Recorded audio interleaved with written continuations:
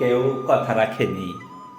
৩৩ বছর কাটলো, কেউ কথা রাখেনি।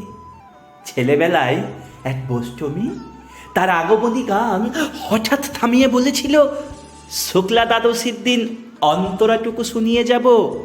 তারপর কত চন্দ্রভূকমা অবস্থা এসে চলে গেল, কিন্তু সেই বোষ্টমী আর এলো না। ২৫ বছর প্রতীক্ষায় আছি।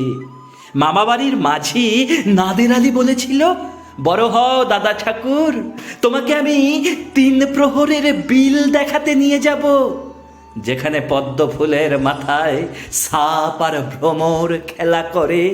নাদের আলী আর আমি কত বড় হব, আমার মাথা এই ঘরের ছাদ ফুঁড়ে আকাশ স্পর্শ করলে তারপর তুমি আমায় ৩ প্রহরের বিল দেখাবে। একটাও রয়্যাল গুলি কিনতে পারিনি কখনো। লাঠি লজেন্স দেখিয়ে দেখিয়ে চুষেছে লস্কর বাড়ির ছেলেরা। ভিখারির মতন চৌধুরীদের গেটে দাঁড়িয়ে দেখেছি ভেতরের রাস উৎসব। অবিরল রঙের ধারার মধ্যে সুবর্ণ কঙ্কন পরা ফর্সা রমণীরা কত রকম আমোদে হেসেছে। আমার দিকে তারা ফিরেও তাকায়নি। বাবা আমার কাঁধ ছুঁয়ে বলেছিলেন, দেখিস একদিন আমরাও। বাবা এখন অন্ধ, আমাদের দেখা হয়নি কিছুই। সেই রয়্যালগুলি, সেই লাঠি লজেন্স, সেই রাস উৎসব আমায় কেউ ফিরিয়ে দেবে না।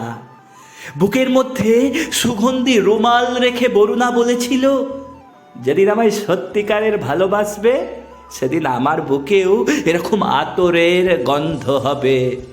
ভালোবাসার জন্য আমি হাতের মুঠোয় প্রাণ নিয়েছি, দুরন্ত ষাঁড়ের চোখে বেঁধেছি লাল কাপড়, বিশ্ব সংসার তন্ন তন্ন করে খুঁজে এনেছি ১০৮ নীল পদ্ম, তবু কথা রাখেনি বরুণা।